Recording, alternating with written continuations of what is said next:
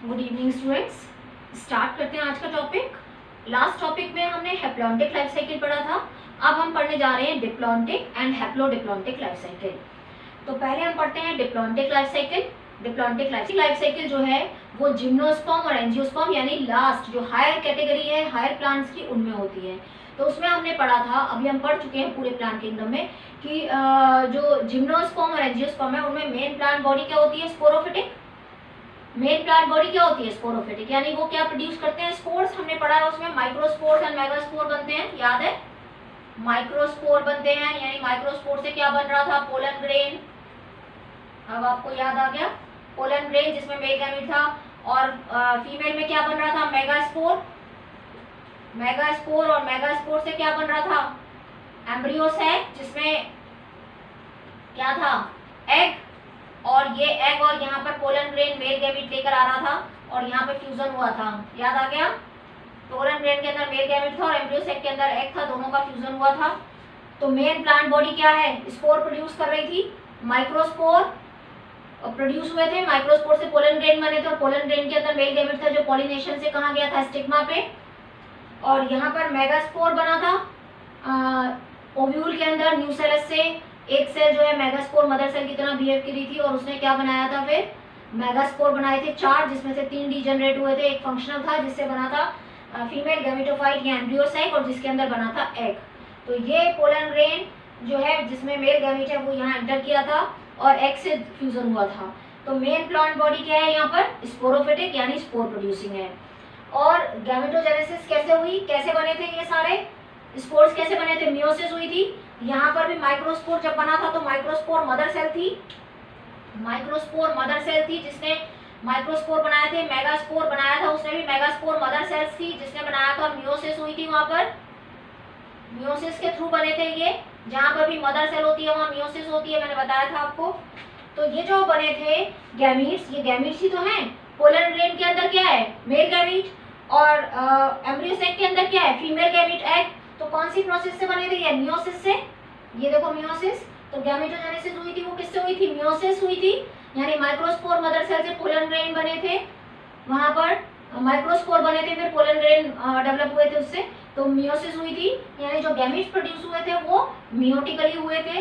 Reduction division हुआ था क्योंकि ये 2n है तो ये बन गए थे nn हो गया दोनों, क्योंकि जो पोलन ग्रेन मेल गैमीट लेकर आया था उसमें क्रोमोसोम नंबर n था और एग में क्रोमोसोम नंबर n था, दोनों का फ्यूजन हो गया।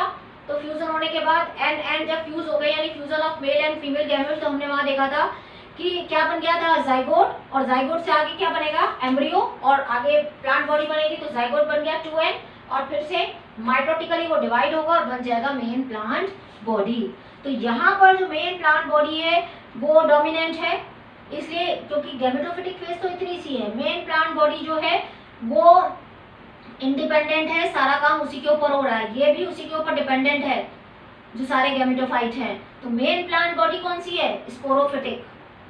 तो इसलिए लाइफ साइकिल क्या हो गई? डिप्लॉन्टिक, क्योंकि मेन प्लांट बॉडी जो है वो स्पोरोफिटिक है, यानी प्लांट है, प्लांट के अंदर ये सारा कुछ हो रहा है। तो जो गैमेटोफिटिक फेज है वो इसके ऊपर डिपेंडेंट है, तो मेन प्लांट बॉडी जो है वो डोमिनेंट हो गई, यानी स्पोरोफिटिक फेज डोमिनेंट है, इसलिए वो क्या है? डिप्लॉइड। इसलिए लाइफ साइकिल क्या हो गई? डिप्लॉन्टिक। यानी लोअर कैटेगरी में हैप्लॉन्टिक हो गई, लास्ट कैटेगरी में डिप्लॉन्टिक हो गई। अब बीच के हमारे बच गए ब्रायोफाइट्स एंड टेरिडोफाइट, वहां पर दोनों इक्वल में होते हैं, हैप्लॉन्टिक भी डिप्लॉन्टिक भी, इसलिए उसको हैप्लोडिप्लॉन्टिक लाइफ साइकिल बोलते हैं। तो अब हम देखते हैं हैप्लोडिप्लॉन्टिक लाइफ साइकिल, यानी दोनों का शेयर बराबर होता है। यहाँ पर क्या होता है? जो एक मेन फेस होती है वो ज्यादा होती है इसलिए उसका नाम दे दिया जाता है, जैसे डिप्लॉइड फेस यहाँ पे ज्यादा है इसलिए डिप्लॉन्टिक। एल्गी में हैप्लॉइड फेज ज्यादा थी इसलिए हैप्लॉन्टिक, पर ब्रायोफाइट्स और टेरिडोफाइट में दोनों का इक्वल कंट्रीब्यूशन होता है इसलिए उसको बोल दिया जाता है। वहां पे स्पोरोफिटिक फेज भी आपको दिखेगी, आप उसको देख सकते हैं। तो इसलिए वहां पर जो लाइफ साइकिल है उसका नाम दिया जाता है haplodiplontic life cycle.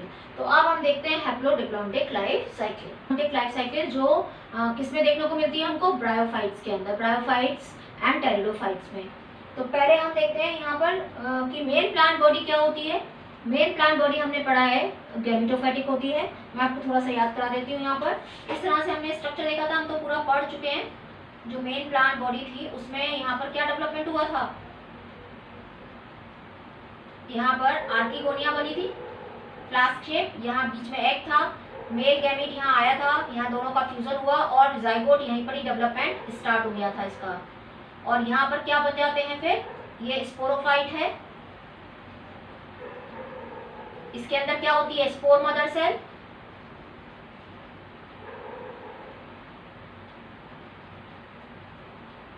Spore mother cell जो मियोसिस करके क्या बनाएगी, स्पोर्स बनाती है। और ये मेन प्लांट बॉडी क्या हो गई फिर, गैमेटोफिटिक, ये हम पढ़ चुके हैं, खाली आपको याद करा रही हूँ। गैमीट्स प्रोड्यूस कर दिए, यानी यहाँ पर आ गया एग और ये फ्यूजन हो गया, फ्यूजन होके यहाँ पर क्या बन गया, ये स्पोरोफाइट। ठीक है, तो मेन प्लांट बॉडी जो थी वो गैमेटोफाइटिक थी, यानी गैमीट प्रोड्यूस कर रही थी। और गैमीट प्रोड्यूस होने के बाद यहाँ पर देखो आर्किगोनिया बना था, आर्किगोनिया में एग बना था, है ना। आर्किगोनिया है यानी फीमेल सेक्स ऑर्गन, उसके अंदर क्या प्रेजेंट होगा, फीमेल गैमीट यानी एग, मेल गैमीट आया, दोनों का फ्यूजन हुआ, जाइगोट बना, जाइगोट में माइटोटिकली डिवीजन स्टार्ट हुआ और बन गया स्पोरोफाइट। और ये स्पोरोफाइट किसके ऊपर डिपेंडेंट है, गैमेटोफाइट पर।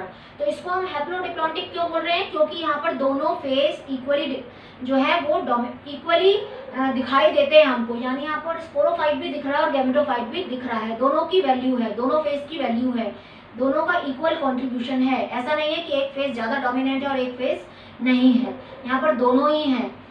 तो यही है, देखो यहाँ पर गैमेटोफाइट यानी मेन प्लांट बॉडी हो गई गैमेटोफाइट यानी हैप्लॉइड। जब ये मेन प्लांट बॉडी हैप्लॉइड है तो गैमीट्स कैसे बनाएगी, माइटोटिकली, यानी माइटोसिस करेगी गैमेटोजेनेसिस के लिए, उसको हम एन को और तो आधा नहीं कर सकते, तो माइटोटिकली गैमीट्स बनाएगी, male gamete and female gamete, दोनों का फ्यूजन होगा जिसको हम बोलते हैं syngamy, fusion of male and female gamete, बन जाएगा जाइगोट। तो 2n हो गया, जाइगोट में स्पोरोफाइट बनेगा, ये स्पोरोफाइट, यहाँ पे माइटोटिकली डिवीजन होगा क्योंकि 2n है और 2n के बाद यहाँ पर स्पोरोफाइट।